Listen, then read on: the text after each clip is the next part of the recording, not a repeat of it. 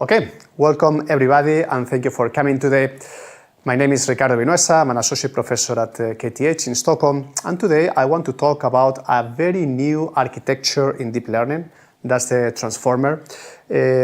To be honest, it's been around for some time, but its novel applications are actually revolutionizing the way that we can look at complex physical data.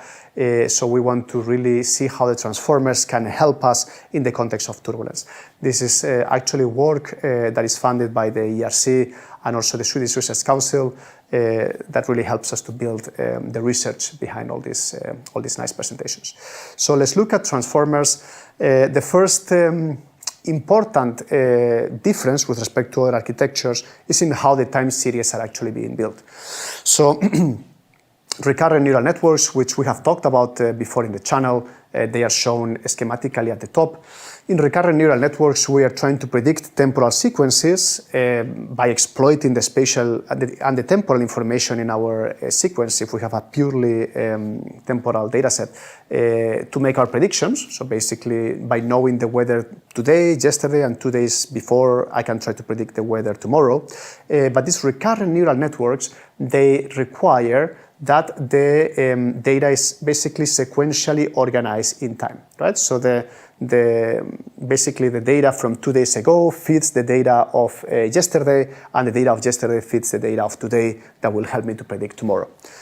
And that's in principle helpful and a good idea, and we have shown in several of the previous videos that this helps to make predictions in turbulence, because that sequential nature of the data helps us to exploit the temporal dependencies in our flow, but that's not always the best approach. Sometimes the most important information is not close to each other. There is a certain separation in time between the important information. That's where the transformer architecture comes in. Transformers were developed a few years ago, basically with the idea of natural language processing, NLP, in mind. So this is a sequence in a transformer.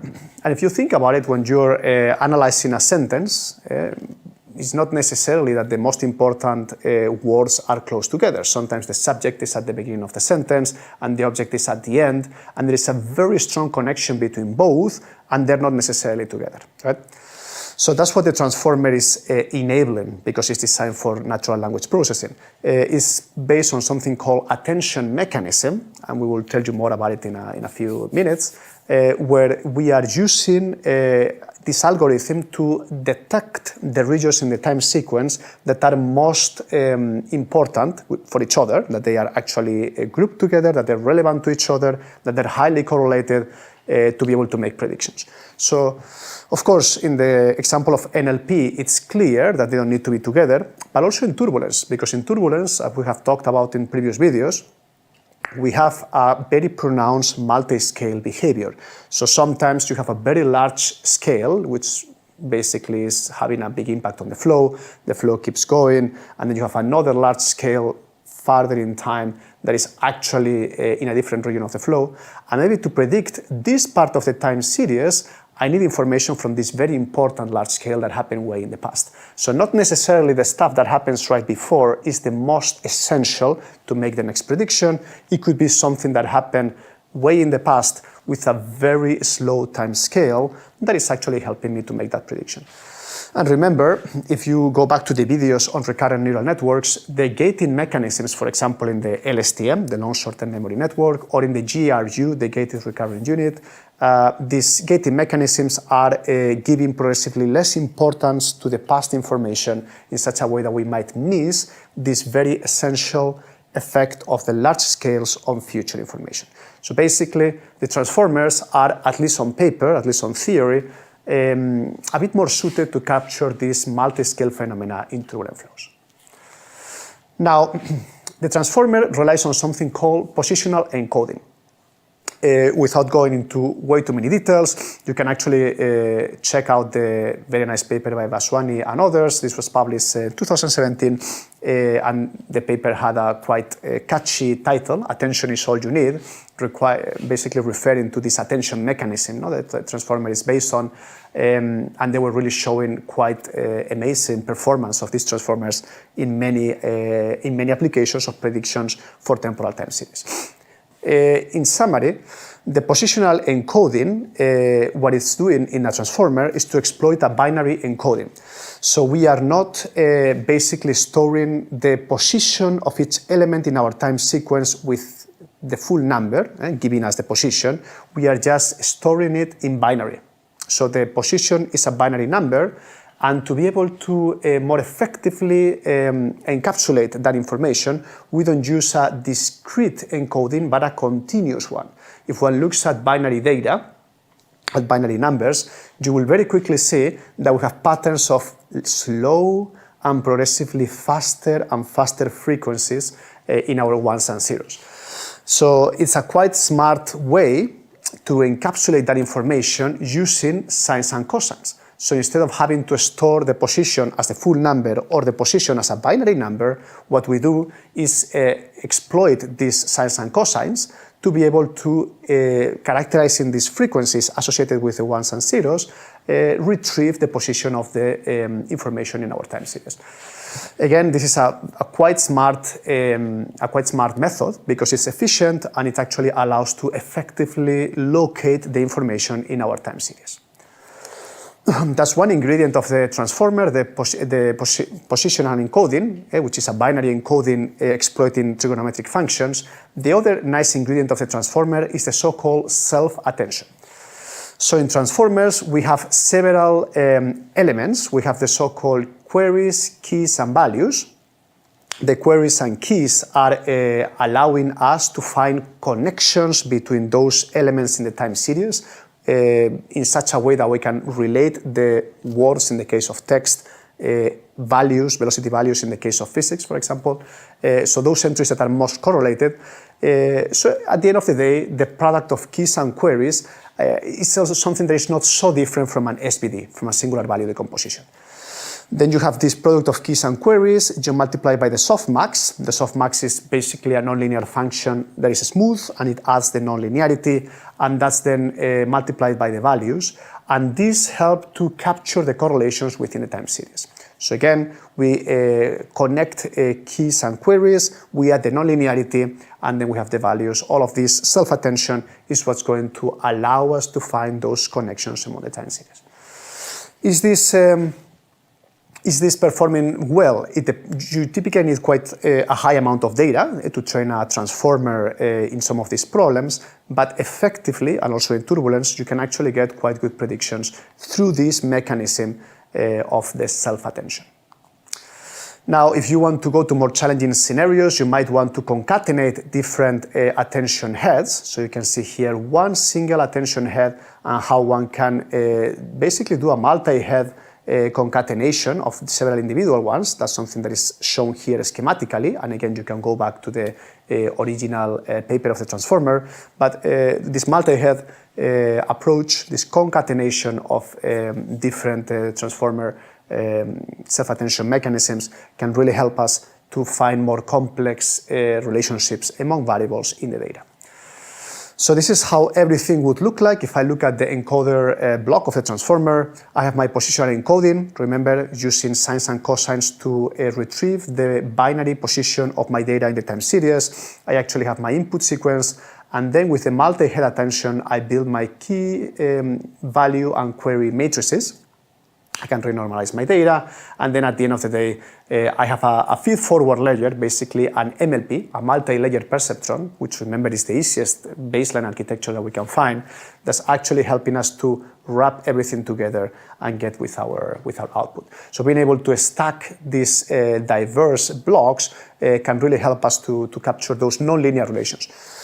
Remember, that's the key message here. The relationships across the time series are complex, they don't need to be sequential, and they're non-linear. So that really helps us to build and understand this complicated time series in physical problems like turbulence.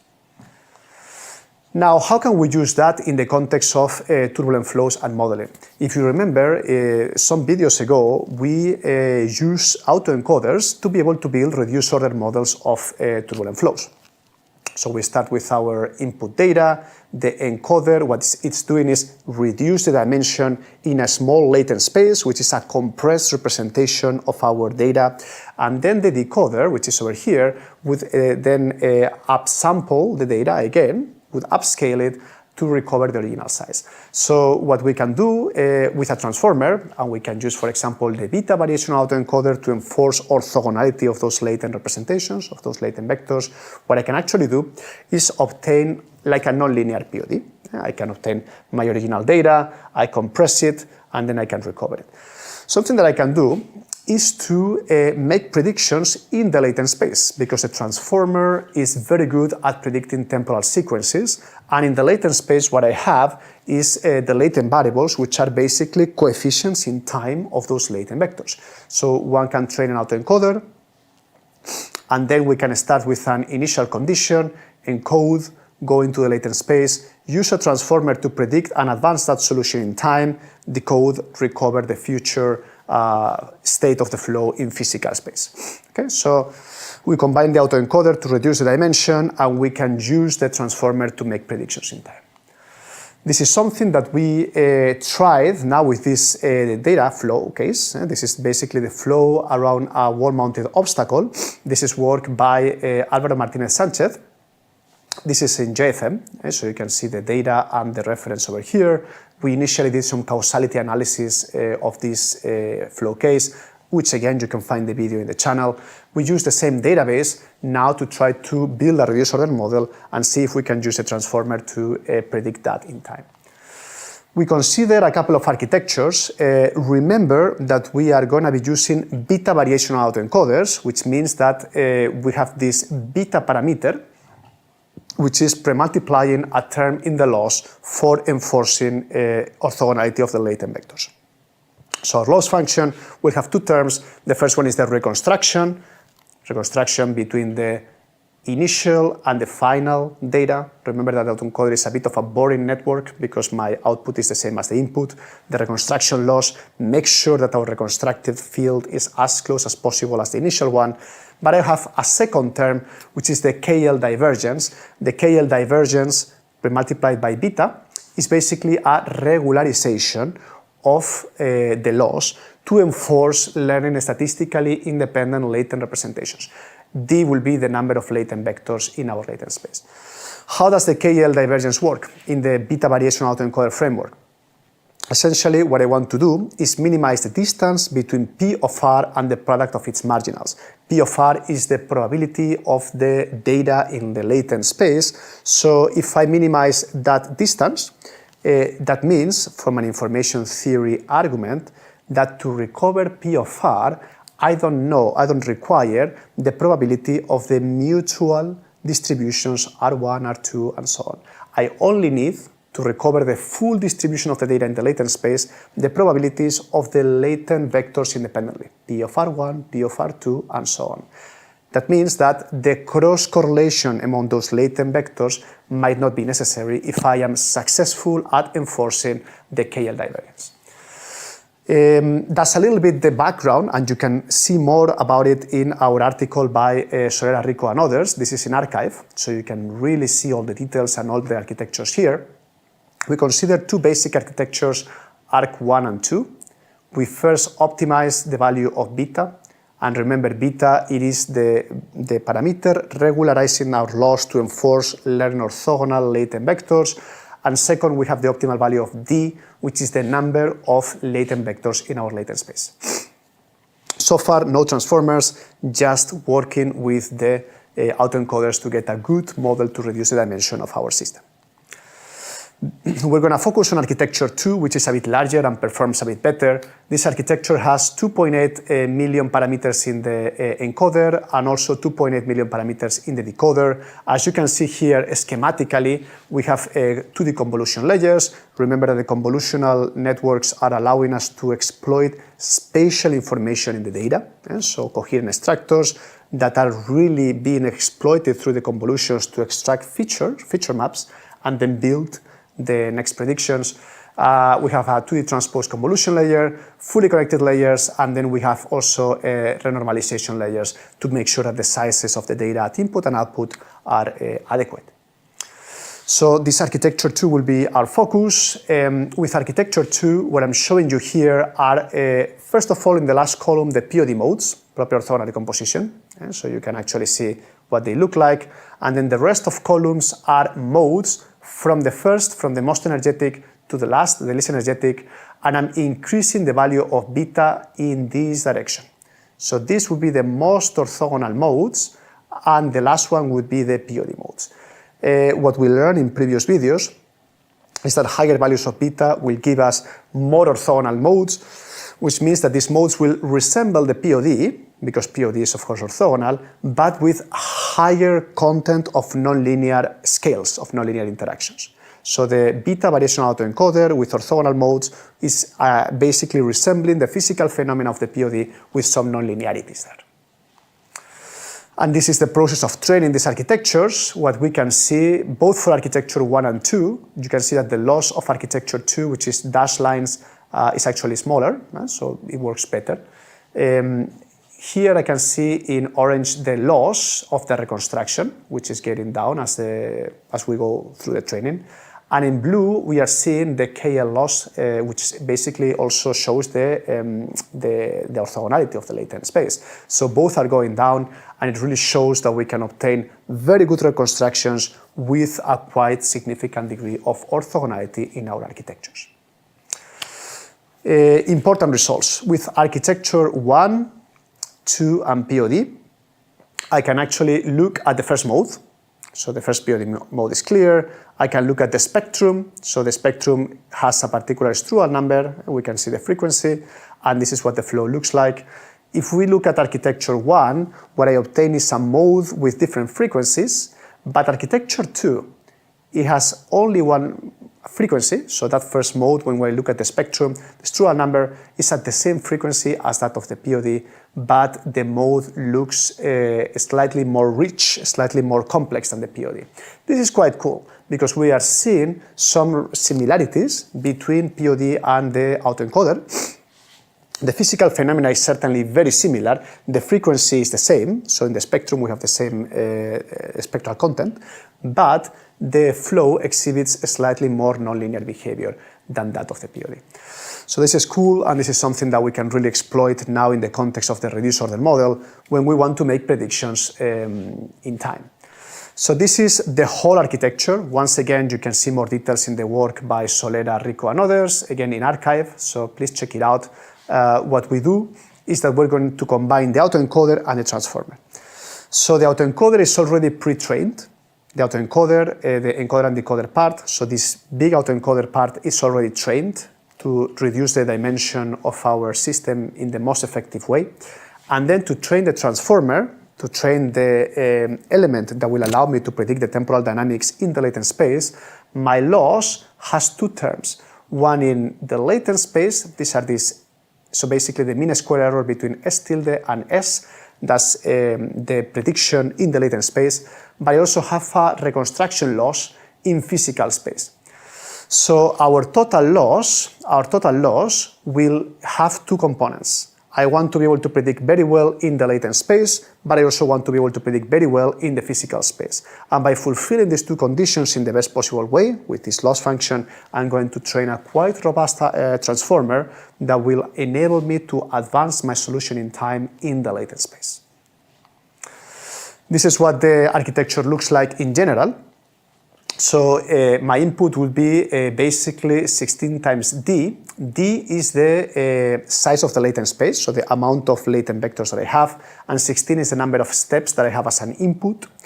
Typically what we do is an embedding. So an embedding is a fully connected layer that is going to renormalize the data. Instead of having 16 times D, I will have 16 times 128.